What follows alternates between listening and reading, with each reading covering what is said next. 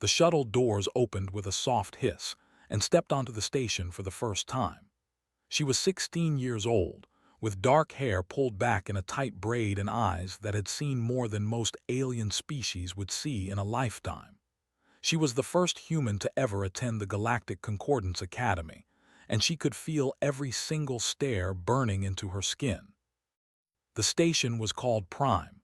It floated in the empty space between three star systems, a meeting point for over 100 different species. The academy here was famous across the galaxy. Only the children of the most powerful families got to study here. Diplomats, merchants, nobles, scientists, the best of the best. And now, one human girl from Earth walked down the long corridor toward the main building. Everything around her looked fragile. The walls were made of some kind of crystal that glowed with soft blue light. The floor felt almost soft under her boots, like it was designed for creatures much lighter than her. The air tasted strange, filtered and cleaned until it had no smell at all. Two alien students passed her in the hallway. They were tall and thin, with skin that shifted colors like oil on water. When they saw, they stopped talking. Their colors turned pale, almost white. They pressed themselves against the wall to let her pass, as if she was carrying some kind of disease. Kept walking. She had been warned this would happen. At the end of the corridor, a screen on the wall displayed information in a language she could not read. But her translator implant, buried deep in her ear, converted the words into English. It said, "Welcome to the Galactic Concordance Academy. Species diversity is our strength, unity through understanding." She almost laughed at that, almost. A creature was waiting for her at the main entrance. He was about her height, with 4 arms and a face that looked like it was carved from stone. His eyes were black and shiny, like polished rocks. According to her briefing files, he was unnamed, and he had been assigned to help her settle in. "You are the human," said. It was not a question. She said, "My name is." Made a small movement with his upper right hand. It might have been a greeting, it might have been dismissal, could not tell. "Follow me," he said. "I will show you to your room." They walked through the academy together. Everywhere they went, students stopped and stared. Some of them whispered to each other. Translator caught pieces of their conversations, even though they probably thought she could not understand. "That is from Earth, the Class 12 planet. I heard they eat other animals, cooked over open flames. Disgusting. Her species hunts by chasing prey until it collapses from exhaustion. Can you imagine?" Kept her face blank. She had practiced this expression for weeks before leaving Earth. Show nothing, feel nothing, or at least pretend you feel nothing. Led her to a small room on the 3rd level of the student housing. The door was made of the same crystal as the walls. Inside, there was a bed that looked too soft, a desk that looked too delicate, and a window that showed nothing but stars. "The gravity here is set to 0.4 of your home world standard," said. "You may find movement difficult." Bounced slightly on her feet. The low gravity made her feel like she could jump to the ceiling. Back on Earth, she would have weighed 60 kilograms. Here, she weighed 24. "I will manage," she said. "The academy begins formal classes tomorrow," continued. "You will receive your schedule on your personal device. Do you have questions?" Had 1,000 questions. Why did everyone look at her like she was dangerous?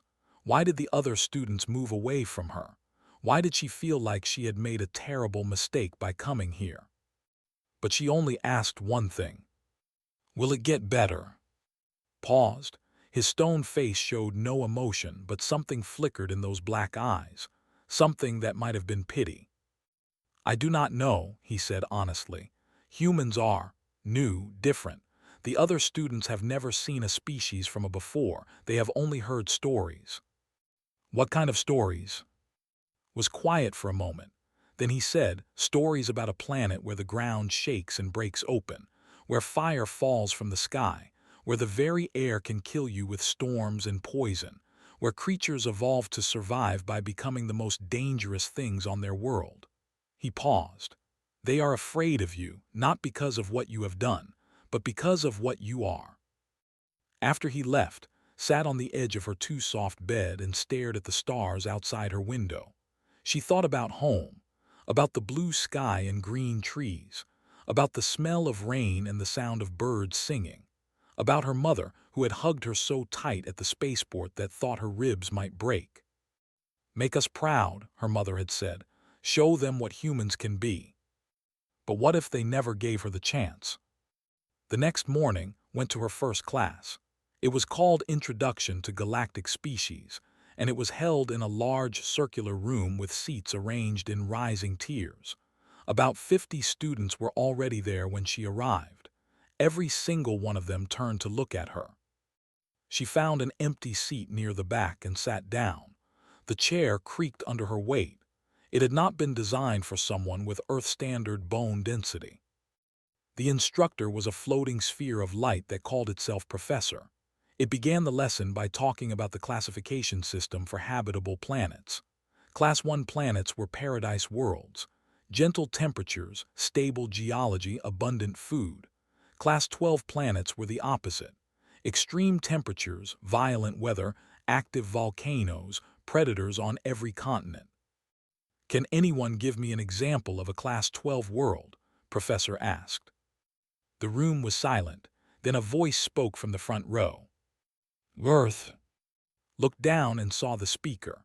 She was beautiful in a way that made his chest tight with sudden hatred. Her skin glowed with soft bioluminescence, shifting through colors like a living sunset. Her eyes were large and golden. Her movements were graceful, like water flowing over stones. Her name had read about her in the Academy files. Daughter of the most powerful merchant family in 3-star systems, heir to the fleet, the most popular student in the school. And she was looking directly with a smile that had no warmth in it at all. "Earth," repeated, "home of the humans, a world so hostile that its dominant species learned to survive by becoming monsters." The other students laughed, felt her hands curl into fists under her desk, but she did not move. She did not speak. She just sat there and let the laughter wash over her like a wave. Show nothing, feel nothing. But deep inside, something was growing, something old and patient and very, very dangerous. She knew how to wait. The first week at the academy was the longest of life. Every day brought new humiliations, small and large. Her messages to other students went unanswered. When group projects were assigned, she was always the last one picked, and her teammates would barely speak to her. In the dining hall, she ate alone at a table in the corner while the other students kept their distance. She learned to stop trying. It was easier that way. The classes themselves were interesting, at least. She learned about the history of the Galactic Concordance, the alliance of species that had kept peace for 10,000 years. She learned about faster-than-light travel and the physics that made it possible. She learned about alien biology and discovered that humans were strange in almost every way. Too dense, too strong, too resilient, too stubborn. In xenobiology class, the instructor spent an entire hour talking about Earth. Professor was a creature that looked like a floating jellyfish, its body transparent and filled with glowing organs. It spoke in a voice that sounded like wind chimes. "Earth is a perfect example of evolutionary desperation," Professor explained. "The planet is geologically unstable. Earthquakes, volcanic eruptions, and tectonic shifts are constant. The atmosphere is filled with a highly reactive gas called oxygen, which causes fire to spread rapidly. The weather patterns are violent and unpredictable. Hurricanes, tornadoes, blizzards, floods." The other students listened with a mix of horror and fascination, sat in her usual seat at the back and said nothing. "In such an environment," the professor continued, "survival requires extreme adaptation. Humans evolved several remarkable traits. Their immune systems are incredibly aggressive, attacking foreign bodies with such force that the resulting fever can kill parasites. Their bones are dense enough to survive impacts that would shatter most species. And perhaps most disturbing, they develop something called persistence hunting. Raised her hand. What is persistence hunting? Professor's body pulsed with light. Humans cannot run as fast as many of their planet's prey animals, but they can run for much longer. They evolved to chase their prey for hours, sometimes days, until the animal collapsed from exhaustion. Then they would kill it and eat its flesh. A sound of disgust rippled through the classroom. Felt her cheeks grow hot, but she kept her face still.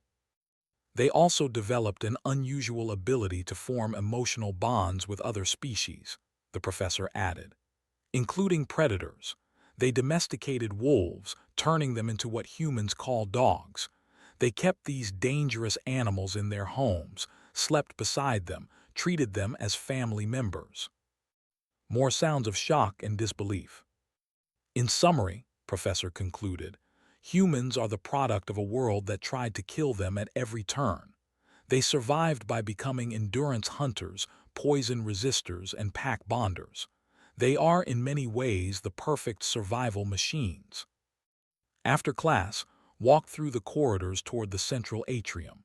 It was the largest open space in the academy, a vast circular hall with a domed ceiling that displayed an image of the galaxy. Students gathered there between classes to talk and relax. She was almost there when she heard voices ahead, familiar voices. "I cannot believe they let that creature into our school," was saying. Her voice was musical, beautiful, and full of venom. "It is an insult to everything the academy represents." Stopped walking. She pressed herself against the wall and listened. "Her species eats flesh," one of his followers said, "cooked over fire like savages." "They fight wars against each other," another added. "Millions of them have died in their own conflicts. And they come from a planet that is basically trying to murder them at all times," said. "What kind of species evolves on a world like that? A broken one, a dangerous one. The Concordants only let them in because they felt sorry for them, pity for the poor." Laughter echoed through the corridor. Closed her eyes. She thought about turning around, going back to her room, hiding there until the pain in her chest went away. But something made her keep walking instead. She stepped around the corner and into view of and her group. The laughter stopped instantly. There were 6 of them. Stood in the center, her skin glowing with confident golden light. Around her were students from different species, all of them watching with expressions that ranged from fear to disgust. "Oh," said, "the beast from the Death Rock, were you listening to our conversation?" Stood very still. "I heard enough." "Good." Took a step forward. She was taller than, more graceful, more beautiful. Everything about her screamed superiority. "Then you understand what everyone here thinks of you. You do not belong here. You will never belong here. Your presence makes everyone uncomfortable. The staff, the students, even the maintenance drones. Everyone wishes you would go back to your horrible little planet and leave us in peace." The words hit like physical blows, but she did not flinch. She had been hit before. She had survived worse. "Are you finished?" asked. His glow flickered with surprise. "Excuse me. I asked if you were finished, because I have class in 10 minutes and I would rather not be late." For a long moment no one moved, stared at with those golden eyes searching for weakness, for fear, for anything she could use, but gave her nothing. Her face was stone. Her eyes were empty.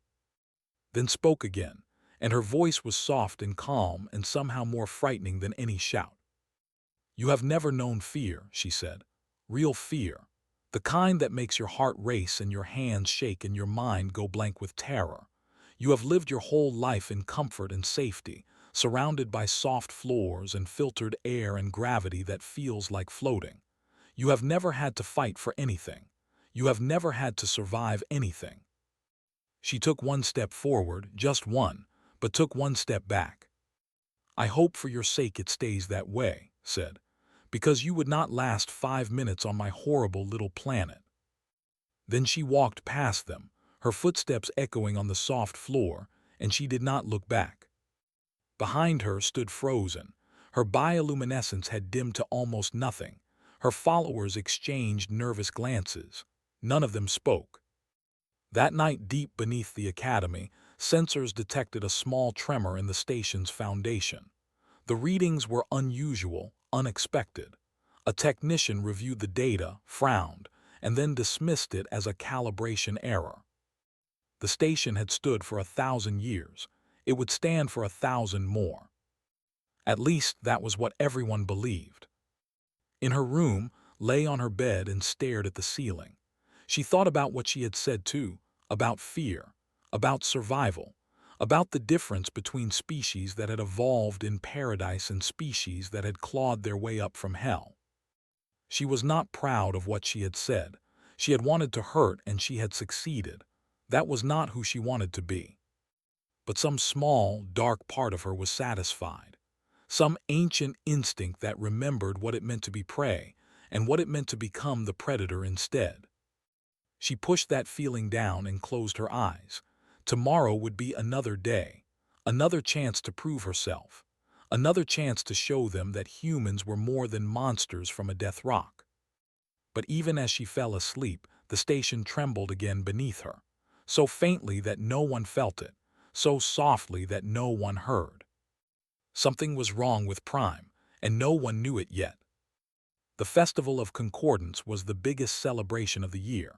For one day, the Academy transformed into a showcase of galactic unity. Students from every species performed traditional dances, songs, and rituals.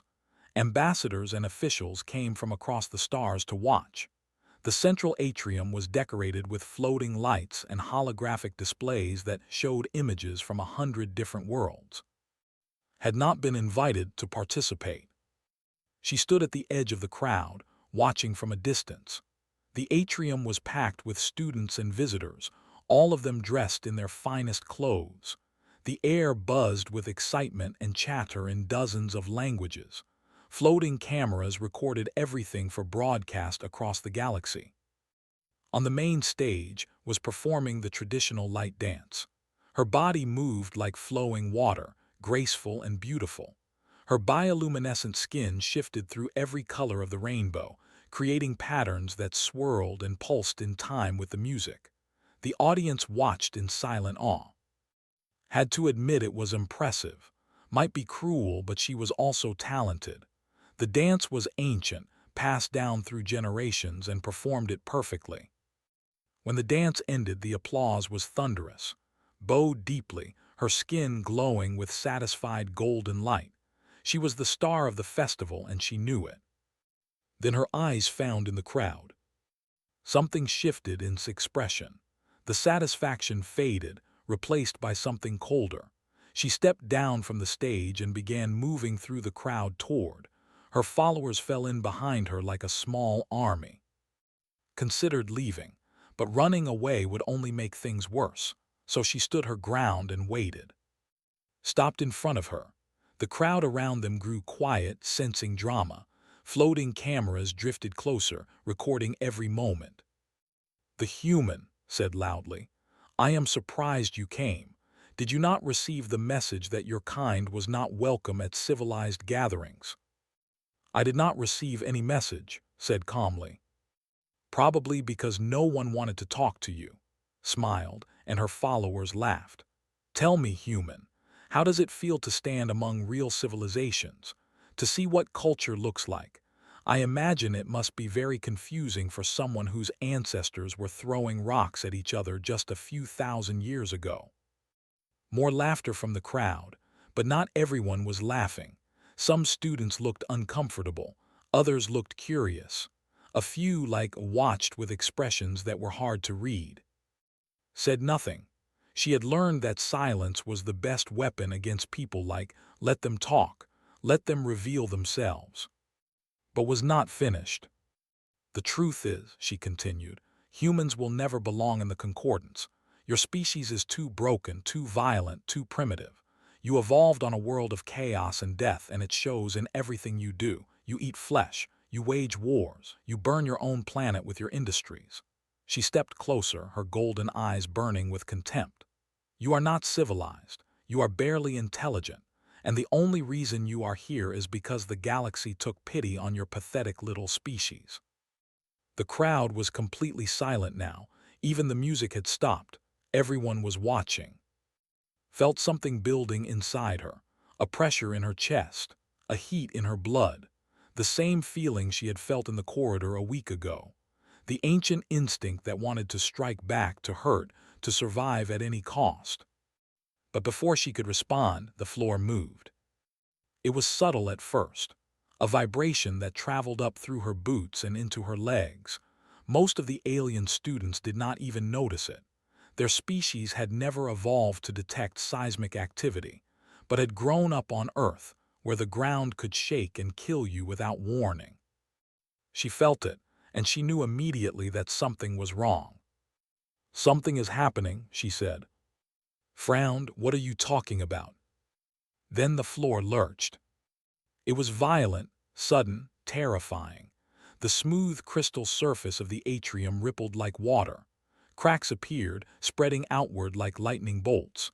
A deep groaning sound filled the air, the sound of metal and stone twisting under impossible pressure. Screams erupted everywhere. Students fell to the ground, unable to keep their balance. Floating cameras crashed into walls. The holographic displays flickered and died. And then the floor split open. A massive section of the atrium collapsed inward, revealing a dark chasm beneath. The sound was deafening, a roar of breaking crystal and tearing metal. Debris rained down into the darkness. Students scrambled away from the edge, pushing and shoving in blind panic. Did not panic, she could not afford to. Her body shifted into a state she had only experienced a few times before. Her heartbeat slowed even as her senses sharpened. Time seemed to stretch, each second lasting an eternity. This was the survival response that humans had evolved over millions of years, the ability to think clearly when everything else was chaos. She looked around, assessing the situation. The breach was about 10 meters wide and growing. Students were running in every direction, trampling each other in their desperation to escape. Emergency alarms blared overhead, but no one was listening. Then she saw. The girl was on the edge of the breach, her feet sliding on the broken floor. Her followers had abandoned her, running for safety without looking back. Was reaching out, trying to grab something, anything, but there was nothing to hold. Her bioluminescence flickered wildly, cycling through colors of pure terror. She was going to fall. Did not think, she did not weigh the options. She did not remember all the cruel things had said to her. She just moved. Her legs pumped beneath her, carrying her across the shaking floor with the speed and power that only a possessed. She leaped over a crack that would have swallowed a smaller species. She dodged falling debris without slowing down. Her entire being was focused on one thing, reaching before gravity claimed her. She got there just in time. Feet slipped over the edge. Her body tipped backward into the void. Her mouth opened in a scream that never came. His hand shot out and grabbed his arm. The force of the catch nearly pulled over the edge too. She felt her shoulder scream in protest as it absorbed the weight. Her boots scraped against the broken floor, fighting for traction. For one terrible moment, both of them hung on the edge of the abyss, connected only by grip. Then pulled. She pulled with every muscle in her body. She pulled with the strength that came from growing up in Earth's gravity, where everything weighed more and every movement was a fight against the planet itself. She pulled with the determination of a species that had survived ice ages and famines and plagues and wars. And slowly, impossibly, she dragged back onto solid ground. They collapsed together on the broken floor, both of them gasping for breath. The atrium was still shaking, still crumbling, still screaming with alarms and terror. But for this one moment they were alive. Stared up at with huge golden eyes. Her bioluminescence had gone completely dark. She was trembling, her body shaking with shock. "You," she whispered, "you saved me." Did not answer. She was already looking around, already counting the other students who needed help, already planning her next move. This was not over, not even close. She pushed herself to her feet and started running toward the next cluster of trapped students. Behind her, lay on the floor and watched her go. And for the first time in her life, the heir to the fleet understood what it meant to be saved by a monster from a... The atrium had become a nightmare. Ran through the chaos, her eyes scanning everything at once. The breach in the floor was still growing, eating more of the room with each passing second. Emergency lights flashed red and white overhead. Alarms screamed so loud that her ears hurt. Smoke and dust filled the air, making it hard to see and harder to breathe. Most of the students were running away from the disaster, pushing toward the exits in a stampede of panic. But some of them were not so lucky. They were trapped in corners, cut off by debris, or too injured to move. Ran toward them. Near the main stage, a group of 3 students huddled together. They were a species with fragile bird-like bones. The path to safety was blocked by a fallen light fixture that sparked and crackled with electricity. They were too afraid to jump over it, too weak to push it aside. Reached them in seconds. She grabbed the light fixture with both hands and threw it to the side like it weighed nothing. The students stared at her in shock. "Run," she told them. "Exit is that way, go now." They went, turned and kept moving. Her brain was working faster than it ever had before. She was calculating distances, counting seconds, predicting where the next collapse would happen. This was what her species had evolved to do, not just survive, but think clearly in the middle of disaster. Across the atrium, she saw, that was standing near a fallen pillar trying to lift it. Under the pillar, 2 younger students were trapped. Their legs were pinned and they were crying with pain and fear. Sprinted toward them. "I cannot move it," said when she reached him. His 4 arms were straining against the pillar, but it was too heavy even for him. "It is too massive." Looked at the pillar. It was made of the same crystal as everything else in the academy, but it was thick and dense. On Earth, she would have needed a crane to lift it. Here, in the low gravity, it might be possible. "Maybe." "Help me," she said. They positioned themselves on opposite sides of the pillar, used all 4 of his arms, planted her feet and grabbed the rough surface with both hands. "On 3, she said. 1, 2, 3. They lifted together. Felt the strain immediately. Her muscles burned. Her back screamed in protest. The pillar was impossibly heavy, even in low gravity. She could feel her bones grinding against each other, her body pushed to its absolute limit. But she did not stop. She could not stop. There were children under this pillar and they were counting on her. Slowly, inch by inch, the pillar rose. Now gasped, "Pull them out now." Moved fast. He reached under the pillar and grabbed the 2 trapped students, dragging them out one after the other. As soon as they were clear, let go. The pillar crashed back down with a sound like thunder, fell to her knees, gasping for breath. Every muscle in her body was shaking. "Thank you," one of the rescued students whispered. She was young, maybe 12 years old, with skin covered in soft blue scales.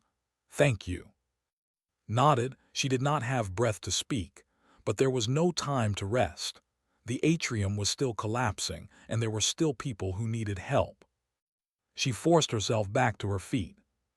The next hour was a blur, moved through the disaster like a machine, doing whatever needed to be done. She carried injured students to safety on her shoulders. She cleared blocked pathways with her bare hands. She shouted directions to confused survivors, organizing them into groups and guiding them toward the exits. At one point, a structural beam shifted overhead. It was about to fall on a cluster of students who were too stunned to move. Without thinking, threw herself forward and caught the beam on her shoulders. The weight was incredible. It drove her to one knee, then almost to the ground. She could feel things inside her body straining, threatening to break. Blood ran down her face from a cut she did not remember getting. But she held. "Move," she screamed at the students. "Move now." They moved. They scrambled past her, their eyes wide with terror, and ran toward the exit. Only when the last one was clear did roll to the side and let the beam fall. It crashed into the floor where she had been standing, sending up a cloud of dust and debris. She lay there for a moment, staring at the ceiling. Her body felt broken. Every breath hurt. She was pretty sure she had cracked at least 2 ribs. But she was alive, and so were the students she had saved. A hand appeared in front of her face. She looked up and saw standing over her. "Can you stand?" he asked. She took his hand and let him pull her up. "I can always stand." Emergency crews finally arrived. They came through the main doors in their protective suits, carrying medical equipment and rescue tools. They spread out through the ruined atrium, helping survivors and securing the remaining structure. One of them approached. He was tall and covered in silver scales, probably a... His eyes went wide when he saw the state she was in. "You need medical attention," he said. Later, pointed toward the breach. "There might still be people down there, in the lower levels. We are sending drones to search. Please, let us take care of you." Wanted to argue. She wanted to keep helping, keep moving, keep doing something useful. But her body was finally reaching its limit.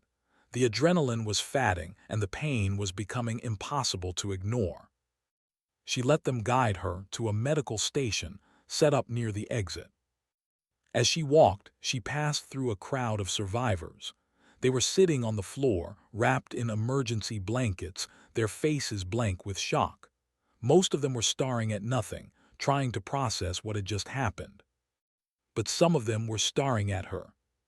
Saw their expressions, not fear anymore, not disgust, something else, something that looked almost like awe.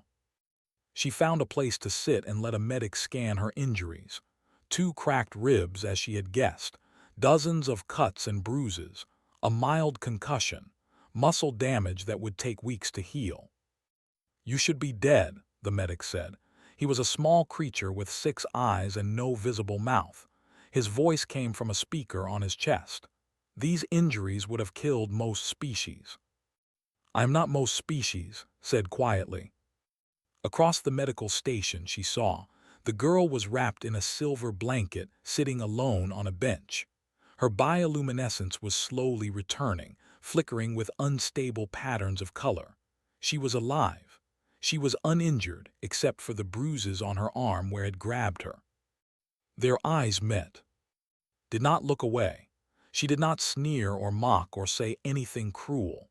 She just looked at with an expression that was completely new. An expression that held confusion and gratitude and something that might have been the beginning of respect. Nodded at her just once, a small acknowledgement. Then she leaned back against the wall and closed her eyes. 3 students had died in the collapse. The academy would mourn them, remember them, honor them. But dozens more had survived who should not have survived. Dozens who had been saved by a human girl from a who had run toward the danger while everyone else ran away. The emergency crews worked through the night, stabilizing the station and counting the dead. And throughout the whole operation, they kept asking the same question. Who was the human? The one covered in blood, the one who carried people on her shoulders, the one who held up a falling beam with her bare hands. They did not know her name yet, but they would learn it soon. Everyone would learn it soon. 1 week later, the academy held a memorial ceremony. The central atrium had been repaired, though scars remained. The floor where the breach had opened was now covered with a transparent panel, allowing everyone to see the reinforced structure beneath. It served as a reminder. This place had almost been destroyed. 3 students had died here. But many more had lived. Sat in the medical wing for the first 3 days, letting her body heal. Human biology was remarkable even by standards. Her cracked ribs began to mend. Her bruises faded. The cuts closed and over. The doctors watched her recovery with scientific fascination, taking notes and asking questions. She answered when she felt like it, Mostly she slept. On the fourth day, came to visit her. He stood in the doorway of her room, his stone face as unreadable as always. But something was different about him. The stiffness in his posture was gone. He looked almost relaxed. "May I enter?" he asked. Nodded, of course. He walked in and sat on the chair beside her bed. For a long moment, neither of them spoke. "I have been thinking," finally said, "about what I knew of humans before you arrived. We studied your species in school. We learned about your planet, your history, your biology. We learned that you evolved on a world that was constantly trying to kill you." "That is accurate," said. "But we did not understand what that meant," looked at her with those black, shiny eyes. "We saw the data, we knew the facts, but we did not understand. We thought your species was broken, damaged by your environment. We thought that was why you were so violent, so strange, so different from us." He paused. "We were wrong," he said quietly. "You are not broken. You are forged. Your world did not damage you. It made you into something that no other species in the galaxy can be." Did not know what to say, so she said nothing. "When the floor collapsed," continued, "I saw what you did. I saw you run toward the danger while everyone else ran away. I saw you lift a pillar that should have been impossible to move. I saw you hold up a beam with your own body to save students you did not even know." He leaned forward. My species is known for strength and courage. We pride ourselves on these qualities. But when the disaster happened, I froze. For 3 full seconds I could not move. I could not think. I was paralyzed by something I had never felt before." "Fear," said. "Yes," nodded slowly. "Fear. I have never experienced it until that moment. My world is stable. My life has always been safe. I did not know what real danger felt like." He paused. "But you did. You knew exactly what to do, because you have lived with danger your entire life." Thought about that. She thought about Earth, about the earthquakes and hurricanes and volcanoes, about the predators that had stalked her ancestors across the plains of Africa, about the wars and plagues and famines that had shaped her species into what it was today. "We learned to survive," she said simply. "It is all we have ever known." "Yes," said, "and now I understand why that matters." He stood up and made a formal gesture with all 4 of his arms. It was a sign of deep respect, reserved only for those who had proven themselves in the most difficult circumstances. "Thank you," he said, "for showing me what courage truly looks like." On the 6th day, came to visit. She appeared in the doorway without warning, her bioluminescence flickering with nervous uncertainty. She did not speak at first. She just stood there, looking at with an expression that was completely different from anything she had shown before. "May I come in?" she asked. Her voice was soft, humble, the arrogance was gone. Nodded. Walked slowly to the chair beside the bed and sat down. She held something in her hands, a small object that glowed with soft light. "This is a light thread," she said, holding it up. "In my culture, it is a gift given only to those who have saved a life. It is very rare, very precious." She held it out toward. "I want you to have it." Looked at the light thread. It was beautiful, a delicate strand of woven light that shifted through colors like a tiny aurora. She could tell just by looking at it that it meant something important. "You do not have to do this," she said. "Yes, I do." His voice cracked slightly. "I was cruel to you. I said terrible things. I tried to make you feel small and worthless and unwelcome. And when I was falling into that hole, when I was certain I was going to die, you saved me anyway." Tears appeared in her golden eyes, actual tears. "Why?" she whispered. "Why did you save me? After everything I did to you, why did you not just let me fall?" Thought about the question. She had asked it herself in the quiet moments after the disaster. Why had she saved? The girl had been nothing but cruel to her. Letting her fall would have been easy, natural even. But she had not let her fall. She had not even considered it. "Because that is not who I am," said slowly. Where I come from, we have a saying, no one gets left behind. It does not matter who they are or what they have done. When someone is in danger, you help them. That is what it means to be human. Stared at her for a long moment. Then she reached out and pressed the light thread into his palm. I do not deserve your forgiveness, she said, but I hope someday I can earn it. On the seventh day, the memorial ceremony was held. The entire academy gathered in the restored atrium. Students, teachers, administrators, and visiting dignitaries filled the tiered seats. Floating cameras broadcast the event across the galaxy. The mood was somber but also hopeful. They were here to mourn the dead, but also to celebrate the living. The headmaster stood at the center of the stage. He was a towering crystalline being, ancient and wise, who had led the academy for 500 years. His voice echoed through the hall like music from a great cathedral. He spoke first about the students who had died. He said their names, told their stories, honored their memories. The audience listened in respectful silence, many of them crying. Then he spoke about the survivors, about the emergency crews who had worked through the night, about the teachers who had helped organize the evacuation, about the students who had helped each other escape. And finally, he spoke about, 1 week ago, the headmaster said, I witnessed something I have not seen in all my centuries of existence. I witnessed a student run toward a collapsing floor while everyone else ran away. I witnessed her pull another student from the edge of death with her bare hands. I witnessed her lift debris, clear pathways, and save dozens of lives without any thought for her own safety. The audience was completely silent.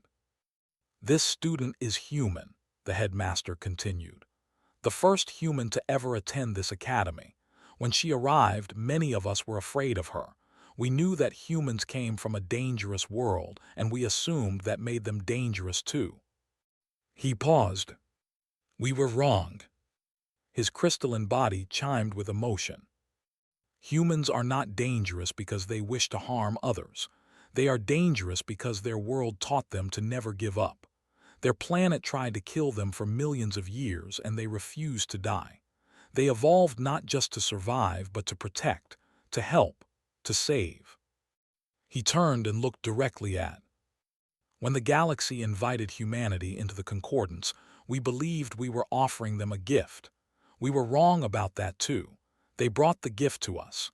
They brought courage, resilience, and a spirit that refuses to abandon anyone in need. He gestured for her to come forward. She stood slowly. Her ribs still ached. Her body was still covered in healing bruises, but she walked to the stage with her head held high. The headmaster placed a medal around her neck. It was the Concordance Star, the highest honor the Academy could give. Of Earth, he said, on behalf of the Galactic Concordance Academy, I thank you. You have shown us what it truly means to be human. The applause started slowly, just a few hands clapping in the silence, then more joined in, and more, until the entire atrium was filled with thunder. Stood on the stage and looked out at the crowd. She saw, clapping with all four of his hands. She saw the students she had saved, their faces bright with gratitude. She saw, standing in the front row, her bioluminescence glowing with colors she had never shown before. The headmaster leaned close to her. Would you like to say something? He asked quietly. Thought about it. Then she stepped up to the speaking platform. The room fell silent. Where I come from, she said, we have a saying, no one gets left behind. Her voice was steady, calm, and carried to every corner of the atrium. It does not matter if you are scared. It does not matter if you are hurt. When disaster comes, you do not run away. You run toward. You help whoever needs helping. You save whoever needs saving. She looked out at the crowd, meeting their eyes one by one. That is what humans do. That is what we have always done. Our planet tried to kill us and we survived. Our history tried to break us and we endured. And when the floor split open beneath us, we did not freeze. We moved. She touched the medal around her neck. I am proud to be human. I am proud to be from Earth. and I am proud to be here with all of you, building something better than any of us could build alone." The applause came again, even louder than before. Walked back to her seat. As she passed, the girl's bioluminescence flared bright, a sign of respect and admiration, nodded at her. She was still the girl from still strange, still different, still frightening to some. But now they understood what that meant, and they would never forget it.